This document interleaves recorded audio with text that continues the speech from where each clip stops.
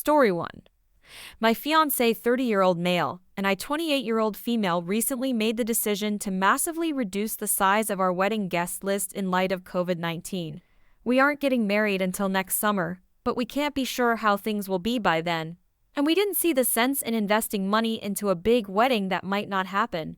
We also realized that we weren't keen on the big wedding in the first place, so it actually has given us the opportunity to have the wedding that we really want. We've decided to have a small party at home with just immediate family and the bridesmaids, groomsmen, approximately 15 guests. We both have large extended families, but everyone has been very understanding and supportive of the decision, or so I thought. My cousin bridesmaid recently revealed that her mother has been discussing my wedding in full confidence that I am going to feel guilty and end up inviting her after all. She's a woman who has often crossed boundaries in the past. Her husband, my dad's brother, died when I was quite young, and the family all gathered around her for support. I grew up alongside her children, which she has taken as a license to act as a mother figure to me. This was fine when we were children, but has been intrusive as an adult. She inserts herself where my own parents would respect my independence. She regularly criticizes my choices and dismisses any opinion I have that opposes hers. She recently tried to get in to see my sister's newborn baby, even though her own husband wasn't allowed to stay more than a few minutes after the birth because of COVID-19 rules, and my parents and I won't see her at all until restrictions are lifted. When we were planning the big wedding, she inserted herself when it came to invites and flowers. She compared my wedding every step of the way to my sister's big wedding 3 years ago and made insinuations about how my sister's relationship with her childhood sweetheart was superior to mine with my fiancé because we weren't together as long. Anytime we called her out on crossing the line, she would play the deceased husband card. To be honest, part of my happiness with a small wedding was knowing she would have nothing to do with it. My fear now is that she is just going to show up anyway. She'll play it off as just dropping over to say congratulations and pile on the guilt by mentioning how much my uncle would want to be there, which melts my dad every time. But in doing so, she'll be going against my express wishes and breaking all sorts of COVID-19 rules. It would never occur to her that when I say I don't want to invite the whole family, that includes her. Story 2. This is an old story, but I guess it kind of fits here. When I was 10, I would play football soccer for Americans with my cousins who visited my home during the holidays. We will call them Bruce and Robert for the sake of keeping identities safe. While playing football, Bruce and I tried the overhead tricks a few times, and one of these times led to the ball flying over the goal and into my neighbor's back garden. The woman was an older woman who looked in her late 30s and very chubby. She had long brown curly hair and a dress that made her size very apparent. Her son actually tried to take the ball when it went over, and my cousins and I were screaming angrily about him being a thief for trying to keep our ball that belonged to us. My two aunts, who we will call Sally, Robert's mom, and Allie or Allison, Bruce's mom, came out after hearing the shouts and demanded the ball be given back to us. The entitled mother smirked at us before digging her nails into the ball and bursting it. The loud bang had caused us to get angrier, and my cousins and I actually jumped over the fence together to snatch back the popped ball. The entitled mother slapped me and told me, "If you didn't want it popped, you wouldn't have kicked it over the fence. This is your fault." I cried when the son started laughing at us, and I shoved him into his freezing cold pool before jumping back over. Ever since that day, I have been very apprehensive about interacting with neighbors. I got that ball for my 10th birthday. After the mess with the difficult neighbor, the kid became the most disliked person in school, and this little bully got a taste of what it feels like to be bullied. My cousin spread the story around the school. A week or so after the bullying, the kid was pulled out of school, and the mother moved home. The nice old lady who moved in was actually someone I considered a friend while I knew her. I helped her with cleaning her home, and she gave me some money which I saved for a new ball. The rest of the leftover cash I put together to buy a scooter, manual one, not an engine scooter. The difficult neighbor may have gotten away with destroying my football, but karma comes around. Story 3. Hey folks, I always enjoyed the content here and just remembered my first encounter with a difficult customer just got enough karma points to post. First time post, on mobile, and English isn't perfect. Pre-COVID-19, alright. So relating to the story, I had a poor first attempt at skating that resulted in a broken fibula clean snap fracture. No shift in bone, meaning no surgery, thank goodness, and I left the hospital with crutches, medication, and a fiberglass splint wrapped in bandages until I saw my specialist. Pain medication really didn't do much, so I just stopped taking them, with the pain fluctuating. I would be out of work for a while, but was committed to continue working on a project for our team. I noticed I was low on supplies, so since I wasn't under the influence of medication, why not try to take a small drive to my local Walmart? My friend SpongeBob suggested I drive with my big toe and use my other foot for the brake. I figured I could get in and out in under 10 minutes and back to work before facing the possibility of an all-nighter curfew. Difficult customer. Since I didn't have a temporary handicap tag yet, I parked in the middle of the lot and hopped to Walmart on crutches. I say the combination of the heat, humidity, and fresh broken bone 2 days with it led me to start going through more pain. So I decided to take advantage of one of those electric scooters they have in the front. Some folks call them rascals. I had never used one, but sure was grateful to get on the last one. As I positioned my crutches in the middle and got familiar with the controls, I heard a wait, and those rascals are not fast. Difficult customer. Hey, I need that, she shouted as she came power walking. That's right, folks, middle-aged, heavy-set, bleach blonde. Long-nailed lady was practically jogging to me and wanted an electric scooter barely going 2 miles per hour. Me.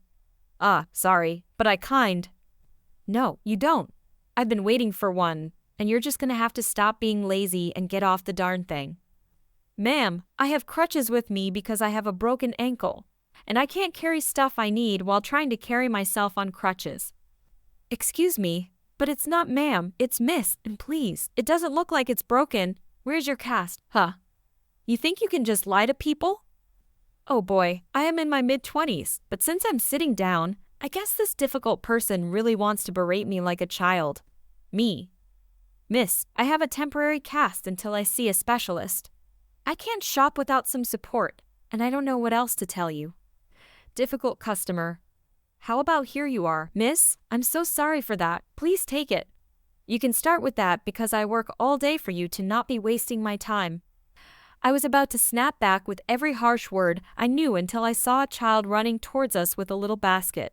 He immediately clings to the difficult customer and makes me rethink my choice of words.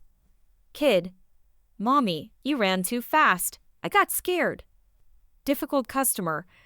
Baby, I'm getting us a little fun ride. You want the ride? Want to have fun with mommy? The shy kid just looks at me, then immediately looks down or to the side and doesn't say anything while wiping some tears away. Difficult customer. Look what you did. You're making my baby cry because of your selfishness. Me. Seems like he's crying because a bad mother who can run thinks that a rascal was more important than watching her child. I could not stop myself from saying that, and the shades of red slowly filling her face was amazing.